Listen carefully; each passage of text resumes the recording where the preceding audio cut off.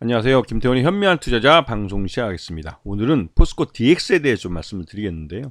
이 포스코 DX는 예전에 그 포스데이터라는 그 포스코 그룹 내 IT 쪽 사업을 하는 회사였습니다. 여기다가 이 EIC 엔지니어링 사업을 더 접목시켜서 그 제조, 건설, 물류를 모두 담당하는 그런 회사로 지금 포스코 이름도 이제 포스코 DX라는 이름으로 바뀌었죠.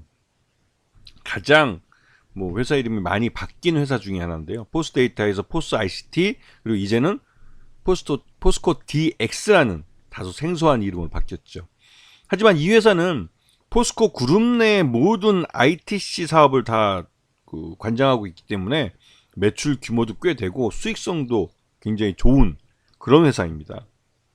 자, 지금 현재 이 회사가 하고 있는 사업은 크게 세 가지인데요. 한 가지는 포스코 그룹 내 2차전지 공장을 이제 스마트 팩토리를 만들면 그 스마트 팩토리를 구축하는 그런 사업과 또 그거를 운영하는 사업, 그게 이제 IT 사업 쪽과 연결이 되죠. 그리고 그런 그 각 공장마다 물류가 이동하고 하는 것들을 하는 물류 자동화 사업을 모두 이 포스코 DX라는 회사가 그 운영하게 됩니다.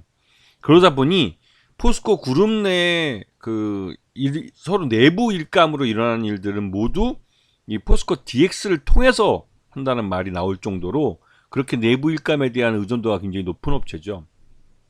그래서 포스코 그룹이 최근에 대규모로 2차전지 쪽 공장을 새로 짓거나 하는 쪽에 투자를 하면서 가장 큰 수혜를 보는 업체가 포스코 DX입니다.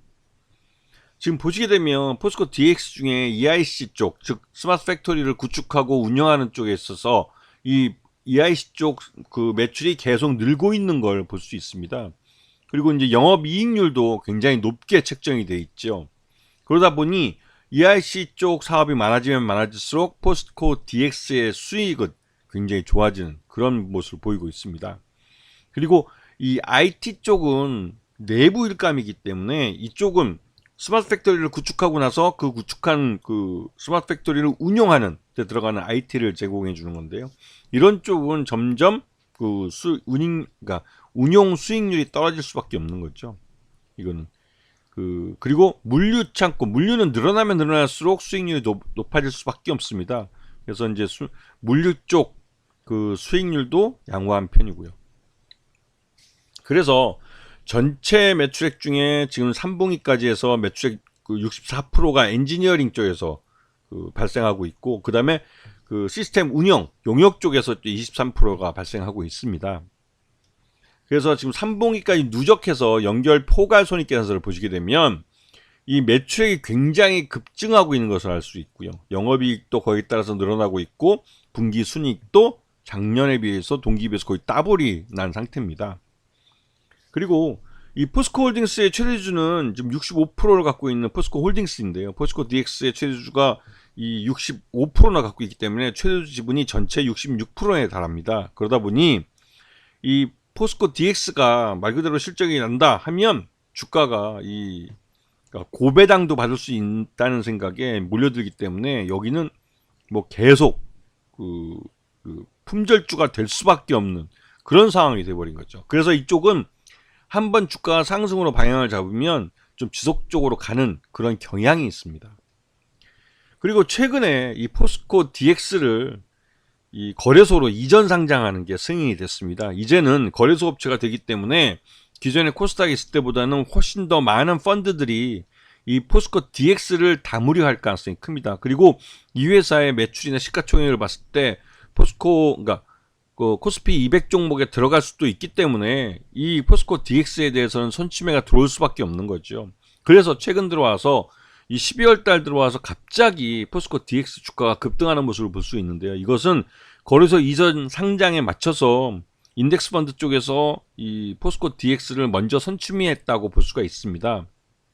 이것은 나중에 지수와의 오류를 막기 위해서 미리 선취매를 한 측면도 있죠. 왜냐면 지금보다 그러니까 더 싸게 살 수 있는 기회가 없다고 생각 때문에 그렇죠. 왜냐면 3분기 실적을 놓고 봤을 때도 포스코 DX의 적정 주가는 약 95,000원 정도로 평가됩니다.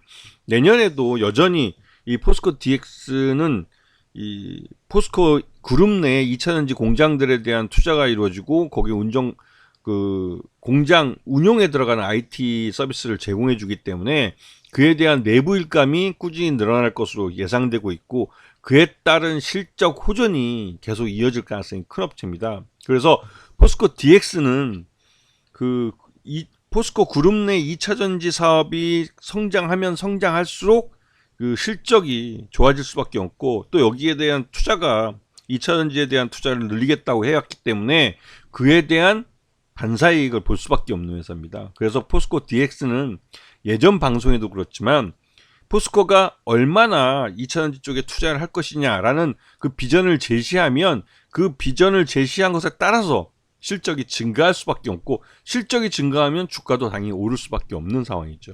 그리고 내년 연초에 이제 코스피 이전 상장을 해서 거래가 시작되면 그 코스피 이전 상장에 대한 기대감으로 들어왔던 쪽에서는 차익 실현을 하고 일부 빠져나가겠지만 그렇게 해서 주가가 조정을 받으면 그 조정받은 가격에서부터 이 포스코 DX는 그 거래소에서의 그 거래를 다시 재개한다는 느낌으로 다시 실적에 따른 주가 재평가를 받으며 갈 가능성이 큽니다.